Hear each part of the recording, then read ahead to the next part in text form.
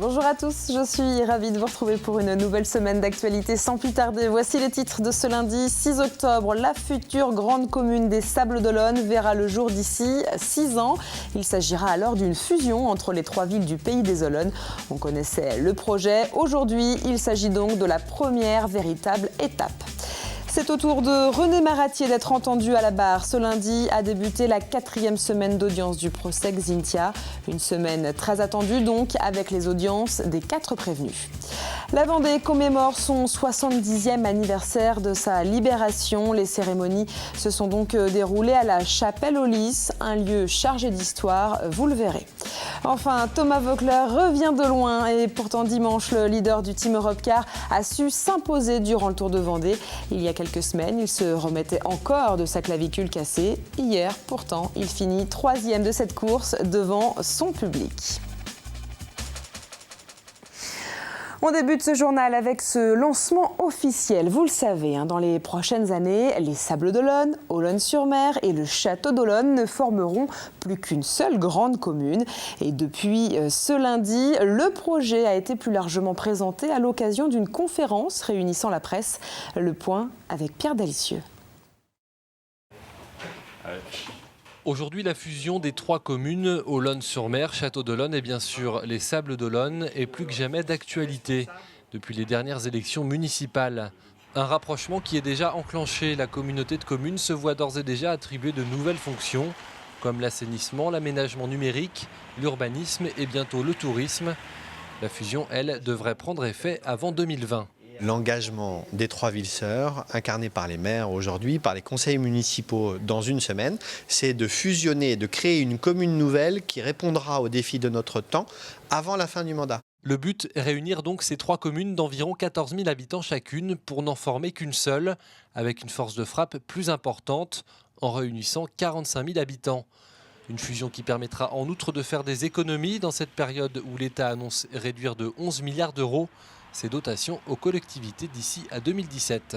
Une demande forte de la population, d'une part, un besoin en réalité financier, de pouvoir tenir le désengagement de l'État d'une part et l'accroissement des dépenses d'autre part. Pour les 3 communes, bien évidemment. Enfin, cette nouvelle commune devra se trouver un nouveau nom. Pour les maires concernés, la question ne se pose pas. Station balnéaire connue, ville du Vendée Globe, les Sables-d'Olonne s'imposent tout naturellement. C'est la marque de fabrique. Les Sables-d'Olonne, c'est connu dans le monde entier. D'ailleurs, les Castellolonnais et les Olonnais, quand on leur demande de l'extérieur où ils habitent, ils répondent les Sables-d'Olonne. Prochaine étape donc lundi 13 octobre. Une motion sera présentée lors des 3 conseils municipaux respectifs pour sceller cette volonté de réunir ces 3 communes en une seule. Ce lundi marque aussi le début de la 4e semaine du procès Xynthia. Une semaine très attendue puisque c'est au tour des prévenus de passer à la barre. Et parmi eux, bien sûr, l'ancien maire de la Faute-sur-Mer. Et dès ce lundi, partie civile, public et presse nationale ont retrouvé les Atlantes des Sables-d'Olonne pour assister donc aux premières auditions de René Maratier. On retrouve Caroline Tronche sur place. Oui, Edwige, l'ex-maire de la Faute-sur-Mer qui a fait une entrée plutôt remarquée sous les caméras aujourd'hui à l'annexe du tribunal des Sables-d'Olonne avant de se dire relativement stressé à la barre. Aux questions du président, souvent le même message, les élus des petites communes n'ont pas les mêmes capacités intellectuelles, je cite, ni les mêmes moyens que les services de l'État. J'ai sûrement eu des manquements, mais j'ai aussi confiance dans les personnes qui apportent compétences et soutien aux petites collectivités, avance l'ancien élu. Face à lui, un président presque pédagogue, à l'image d'un professeur qui chercherait à amener son élève à trouver seul les bonnes réponses. Alors voilà pour cette première partie d'audition. Je vous propose d'écouter maintenant Yannick Lange, c'est le fondateur de la VIF, un fondateur qui ne s'attendait pas au moment de la création de l'association des victimes de la Faute-sur-Mer qu'elle le mènerait aussi loin. Quand je l'ai fait, je ne m'imaginais pas que le procès pourrait avoir une telle ampleur. Après, j'ai vu au fur et à mesure des rendez-vous avec Maître Lepage, avec la FENVAC, tout ça. J'ai compris que ce serait un procès de grande ampleur. Demain, suite de l'audition de René Maratier. Et puis d'ici à mercredi soir, Françoise Babin, son ancienne première adjointe, devrait elle aussi venir à la barre. Merci Caroline Tronchon. On vous retrouve donc demain pour la suite des auditions des prévenus.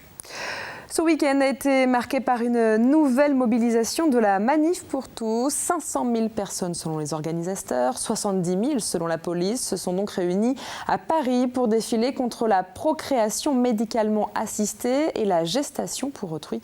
On écoute le PS et le Parti démocrate chrétien à ce sujet. C'était un petit peu une manifestation pour rien, puisque le mot d'ordre de cette manifestation, qui était l'opposition à la gestation pour autrui, a été très clairement dénoncé par le Premier ministre Manuel Valls et par la ministre de la Famille Laurence Rossignol. Ils se sont exprimés très clairement et très fermement sur le sujet et considèrent que c'est une atteinte aux valeurs de la France. Le gouvernement dit qu'il n'y a pas de problème, c'est interdit, et pourtant dans les actes on voit qu'il n'y a pas de volonté politique réelle. Il y a déjà des cas d'enfants qui sont nés de GPA à l'étranger et qui sont acceptés en France. On ne peut pas accepter ce genre de choses. On ne peut pas accepter qu'un enfant soit vendu. C'est hors de question. Et rappelons que la procréation médicalement assistée est aujourd'hui autorisée en France pour les couples infertiles. En revanche, la gestation par autrui est interdite dans notre pays et consiste à ce qu'une femme porte l'enfant d'un autre couple. La ministre de la Décentralisation était à Nantes vendredi. L'objectif de la visite de Marie-Lise Lebranchu était de promouvoir la conférence territoriale de l'action publique. La CETAEP est une nouvelle institution qui verra le jour dans chaque région. Elle sera alors composée du président du conseil régional, des présidents des conseils généraux et des présidents des agglomérations de la région concernée. Cette institution permettra aux élus de se répartir librement certaines compétences, mais à l'occasion de cette visite ministérielle, l'opposition a souhaité se faire entendre. Les présidents des conseils généraux de la Vendée, du Maine-et-Loire, de la Mayenne et de la Sarthe ont tenu un point presse pour dénoncer la réforme territoriale qui menace notamment les départements et la baisse des dotations de l'État aux collectivités locales. Il faut qu'on termine la répartition des compétences entre les différents niveaux. C'est la loi qu'on appelle notre République, nouvelle organisation de la République. Il faut qu'on termine aussi vite que possible, en même temps que s'achève la carte des régions de France. Si on veut bien faire ça, poser donc le sujet des compétences, après on a du temps. Il nous restera du temps pour se mettre d'accord le plus largement possible sur le devenir des départements. Nous avons voulu, avec les collègues présidents de conseils généraux, tirer la sonnette d'alarme parce que les départements sont soumis aujourd'hui à une double menace, une menace institutionnelle. On ne sait pas ce qu'on va devenir. On est parti avec la suppression des départements. On va désormais arriver à des départements à 3 vitesses, un département qui pourrait disparaître en ville, un département qui pourrait rester en milieu rural et un département qui pourrait se transformer en fédération d'intercommunalité entre les deux. Et puis surtout, il y a un problème financier qui est énorme. Et je vous rappelle que les dotations de l'État aux collectivités vont baisser de 3,7 milliards l'année prochaine. On revient un instant sur la situation des mytiliculteurs. Souvenez-vous, la semaine dernière, les professionnels de la baie de l'Aiguillon ont bloqué le pont reliant la Vendée à la Charente-Maritime. Ils protestaient contre la perte quasi totale de leur production de moules. Après 5 jours, le blocus est levé. Les mytiliculteurs devraient être reçus par le secrétaire d'État de la mer et de la pêche dans les prochains jours. Nous sommes le dernier maillon de la chaîne, comme l'on dit, et la pollution, nous, on la reçoit tout de suite. Comme vous avez pu le voir, on a eu quand même 15 000 tonnes de moules qui sont mortes en peu de temps. Donc maintenant, pour la saison prochaine, on va dire, on ne sait pas. On va attendre le mois de mars, savoir comment ça va se passer. Donc, mais on reste très vigilant. Les troupes, comme on dit, sont bien remontées. Et si on n'a pas ce qu'il faut, on fera certainement d'autres actions. Et au-delà de la rencontre entre ces professionnels et le gouvernement, une autre réunion est prévue à Paris sur les aides apportées aux mytiliculteurs pour les calamités agricoles. Il y a 70 ans, la Vendée était enfin libérée de la Seconde Guerre mondiale. Samedi, une journée de commémoration s'est donc déroulée sur la commune de la Chapelle-aux-Lys, une commune symbolique, puisque c'est ici qu'un groupe de résistants vendéens s'est créé.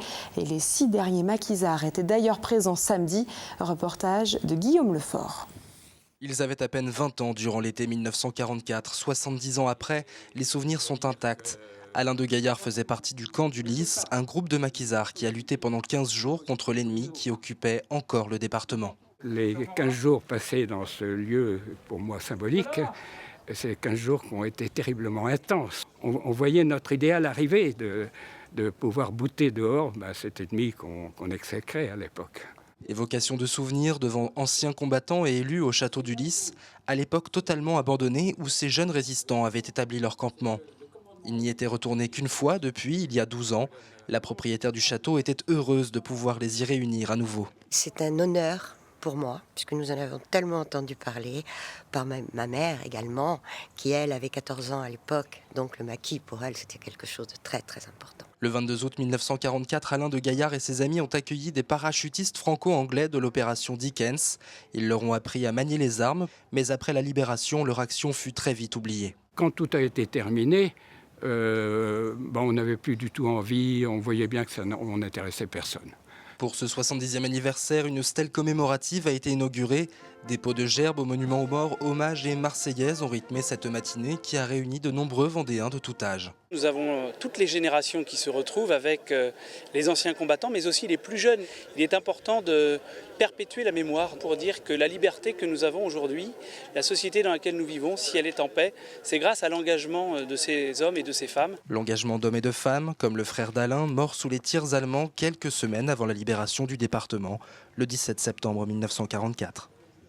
Et puis ces quelques images de cette commémoration, cette fois de la chute d'un avion à Aizenay le 27 mars 1944. Un B-17 venait s'écraser à la lisière d'une forêt de la commune.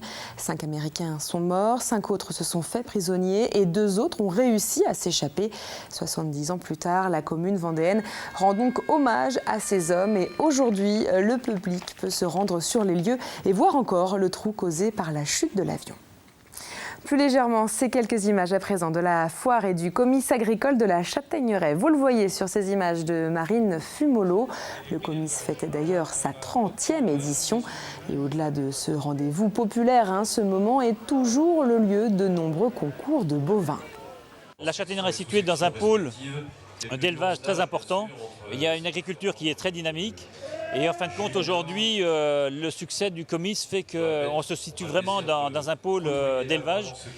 Le concours cette année donc, a pris une ampleur très importante dans le cadre du 30e comice. C'est une réussite puisque ce concours, il y a beaucoup d'éleveurs qui ont répondu, puisqu'il y a 54 éleveurs qui ont répondu à la manifestation. Il y a 240 bovins qui sont inscrits avec un niveau génétique exceptionnel. Un mot sur l'élection de Miss Prestige régionale. L'élection de Geneviève de Fontenay, c'est une Vendéenne qui représentera les Pays de la Loire lors de l'élection nationale. Il s'agit de Candice Vessière. La jeune femme de 21 ans est originaire du Sud Vendée.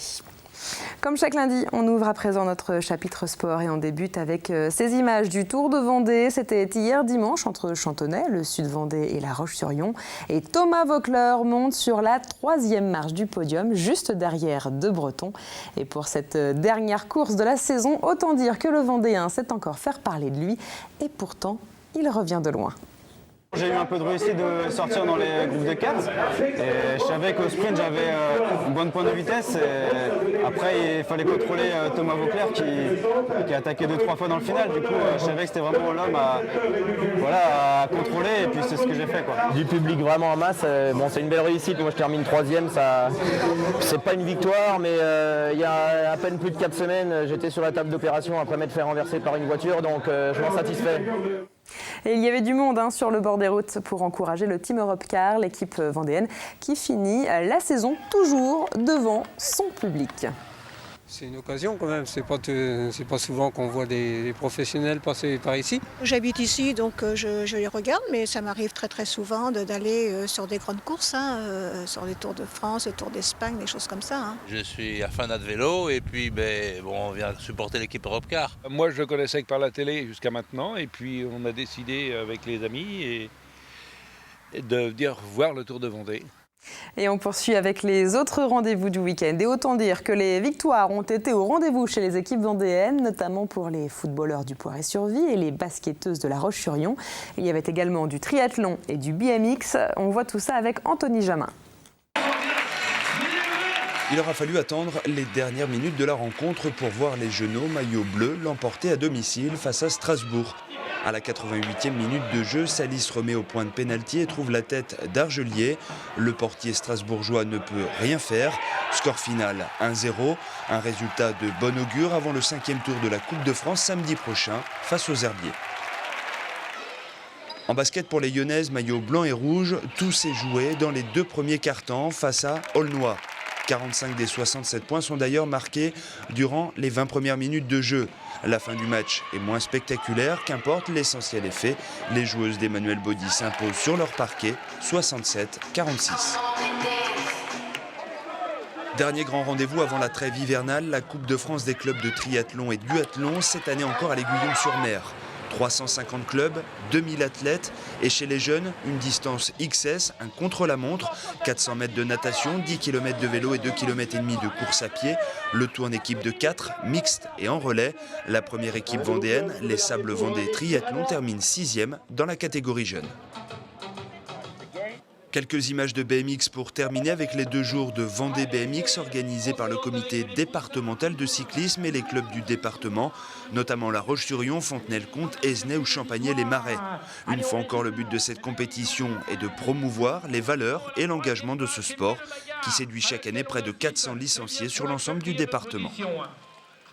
Et enfin, un mot sur les résultats de foot des équipes vendéennes en national et CFA. Alors, on vient de le voir, le Poiré s'est donc imposé sur sa pelouse 1-0 face à Strasbourg. Luçon, en revanche, ne revient toujours pas avec une victoire. En CFA, match nul pour Fontenay-le-Comte. En revanche, belle victoire pour les Herbiers et devant leur public en plus. Et puis, notez que le magazine Sport 85 Chrono reviendra plus largement sur tous ces rendez-vous sportifs. Et comme chaque lundi, on va découvrir ensemble les rendez-vous de la semaine. On l'a entendu tout à l'heure, jusqu'à vendredi, les prévenus dans le procès Xynthia vont se succéder à la barre. Plus légèrement, les amateurs de pêche à pied vont être ravis à partir de mardi. C'est le début des grandes marées avec un coefficient de 102. Et les plus importantes sont ensuite attendues jeudi. Mercredi, le budget de la sécurité sociale 2015 sera présenté en Conseil des ministres. C'est ici que devraient être définitivement adoptées les mesures prévoyant notamment la baisse des aides pour les familles. Enfin, vendredi, les jeunes scolaires de Fontenay-le-Comte devraient en savoir un peu plus sur leur commune puisque des centaines d'enfants participeront à un City Raid, un raid citoyen dans les rues de la ville pour comprendre à quoi sert par exemple une mairie, la gendarmerie ou encore la préfecture. Voilà donc pour les grands rendez-vous. On passe à présent à la météo prévue pour demain et ce mardi malheureusement sera gris. La pluie nous accompagnera toute la journée et quelques éclaircies tenteront pourtant de légères percées mais sans succès et le vent balayera de toute façon toute tentative du soleil et c'est ce que vous confirmera Armelle Pavageau dans quelques minutes dans la météo complète.